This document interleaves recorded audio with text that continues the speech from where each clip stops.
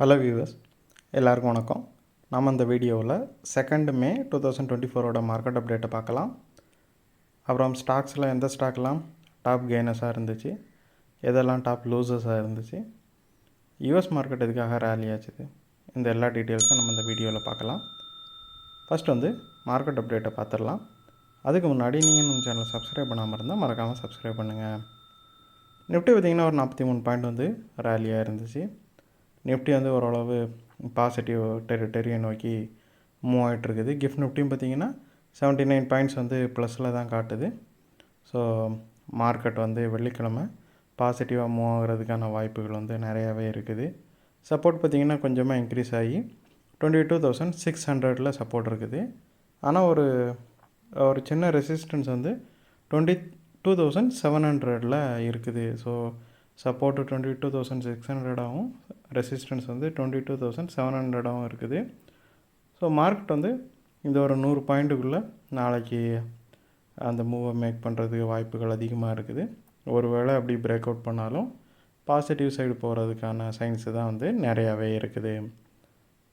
அப்புறம் ஸ்டாக்ஸில் top gainers பார்த்தோம் அப்படின்னா ஃபஸ்ட்டு பிபிசிஎல் இருக்குது.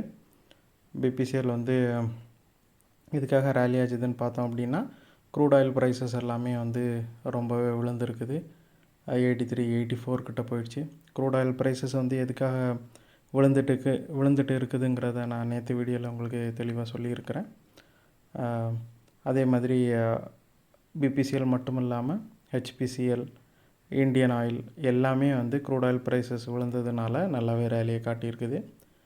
அப்புறம் செகண்டு டாப் கெய்னர்ஸ் பார்த்தோம் அப்படின்னா பவர் கிரிட் கார்ப், அது ஒரு 11 பாயிண்ட் ரேலியாக இருக்குது. ஸோ இது எதனாலும் பார்த்தோம்னா நேற்று நியூஸில் சொன்ன மாதிரி ரீசெண்டாக இவங்க ஒரு 3-4 டிரான்ஸ்மிஷன் ப்ராஜெக்ட் வாங்கியிருக்கிறாங்க.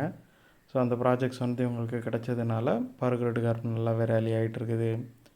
அப்புறம் ஏஷியன் பெயிண்ட்டை பார்த்தோம்னா அங்கேயும் சேம் நியூஸு தான். க்ரூடோட ப்ரைஸு கம்மியானதுனால ஏஷியன் பெயிண்ட் கொஞ்சமாக ரேலியாக இருக்குது. ஏன்னு பார்த்தோம் அப்படின்னா பெயிண்ட்டுக்கான முக்கியமான மூலப்பொருள் க்ரூடில் இருந்தால் கிடைக்கிது. அப்புறம் பாரதி ஏர்டெல் பார்த்தோம் அப்படின்னா அது ஒரு 18 பாயிண்ட் விழுந்திருக்குது. அது எதனாலும் பார்த்தோம் அப்படின்னா அது 52 வீக் ஹையில் இருந்துச்சு. ஒரு வாரமாகவே கொஞ்சம் கொஞ்சமாக ப்ராஃபிட் புக்கிங் அதில் போயிட்டுருக்குது. அப்புறம் டாடா கன்சியூமர் ப்ராடக்ட்ஸை பார்த்தோம் அப்படின்னா லூசர்ஸ் லிஸ்ட்டில் செகண்ட் இருக்குது. ஸோ இது எதனால் 17 பாயிண்ட் விழுந்திருக்குதுன்னு பார்த்தோம் அப்படின்னா இவங்களோட Q4 ரிசல்ட் வந்துச்சு. அதில் 22 பாயிண்ட் நெட் 22% நெட் ப்ராஃபிட் விழுந்துருந்துச்சு. ஸோ 1 வீக்குக்கு முன்னாடியே ரிசல்ட் வந்துச்சு. ஸோ அந்த ரிசல்ட் வந்ததுலேருந்தே எஸ்டிமேட் பண்ணதை விட ரொம்பவே கம்மியான ரிசல்ட் வந்ததுனால ஒரு வாரமாகவே இந்த ஸ்டாக் விழுந்துட்டு தான் இருக்குது. இது மட்டும் இல்லாமல் எல்லா எஃப்எம்சிஜி ஸ்டாக்ஸுமே கொஞ்சம் ப்ரெஷரில் தான் இருக்குது இப்போதைக்கு. அப்புறம் கொட்டக் மஹிந்திராவை பார்த்தோம் அப்படின்னா அதுதான் டாப் லூசர் லிஸ்ட்டில் ஃபஸ்ட்டு இருக்குது. ஒரு 48 பாயிண்ட் விழுந்திருக்குது. ஸோ அது எதனாலன்னு பார்த்தோம் அப்படின்னா அதோட ஜாயிண்ட் எம்டி கேவிஎஸ் மணியன் அப்படிங்கிறவர் ரிசைன் பண்ணியிருக்கிறாரு. இது ஒரு முக்கியமான விஷயமாக பார்க்கப்படுது. ஏன்னா இவர் கொட்டக் மஹிந்திராவோட முன்னேற்றத்துக்கு ரொம்பவே உதவி இருக்கிறாரு.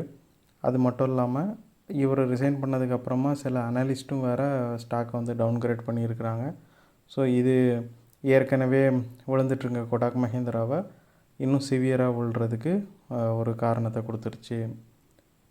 அப்புறம் யூஎஸ் மார்க்கெட்டை பார்த்தோம் அப்படின்னா டவ் ஒரு 322 பாயிண்ட் ரேலியாக இருக்குது. S&P 500 ஒரு 45 பாயிண்ட் ரேலியாக இருக்குது. நாஸ்டாக் ஒரு 235 பாயிண்ட் ரேலியாக இருக்குது.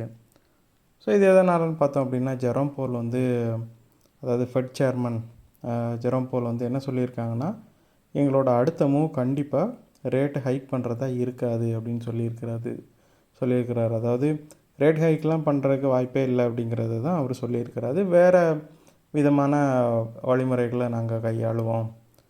ஏன்னா இன்ஃப்ளேஷன் இன்னும் ஸ்டப்பனாக தான் இருக்குது. ரீசெண்டாக அந்த ஜாப் ரிலேட்டடு டேட்டா கூட என்ன காட்டுச்சுன்னா ஜாப் மார்க்கெட்டில் ரொம்பவே வேஜஸ் அதிகமாக தான் இன்க்ரீஸ் ஆகிட்டு இருக்கிறத காட்டுருந்துச்சு.